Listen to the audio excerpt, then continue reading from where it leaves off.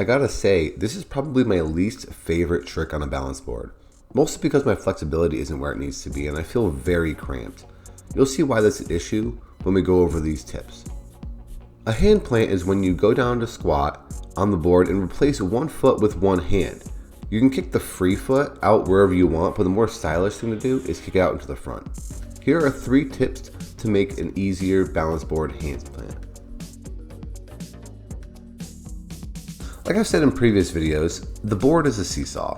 If both legs are equidistant from the fulcrum, the roller, when standing, generally they have to impart equal force on the board to remain balanced. In other words, both legs have to hold up the same amount to be balanced. But if one is closer, that leg has to hold more weight to make up for the decreased lever arm.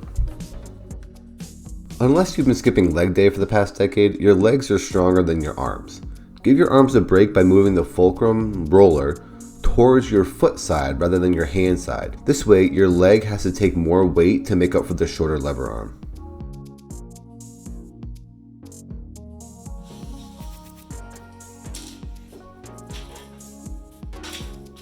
What can take more force? A straight ski pole or a bent ski pole?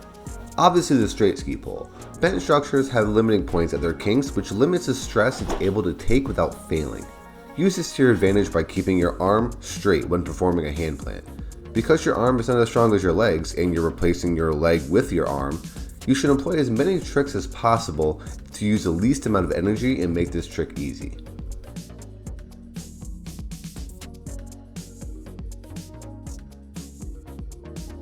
So, flexibility.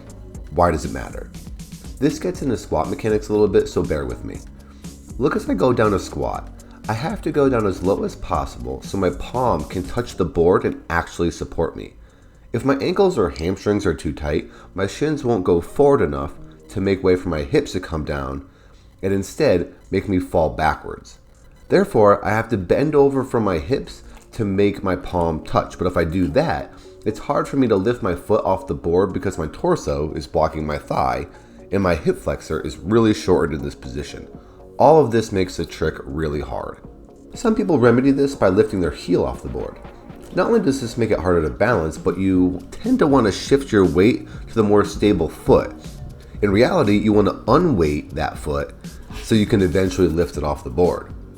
I would suggest the best remedy for this is to do some stretches to allow greater range of motion, a deeper squat, and a more upright torso so you can just kick the unweighted foot out from under you and pull it back with ease. If you're having a hard time kicking your foot out, try to stretch for a few solid minutes before attempting. It might work wonders. And there you have it, 3 main ways to do my least favorite trick on the balance board. If you need me, I'll be stretching my ankles for days. If you have any questions or concerns, please put them in the comments below, and consider subscribing if you want more long drawn out explanations on how to do random things. Thank you and good luck.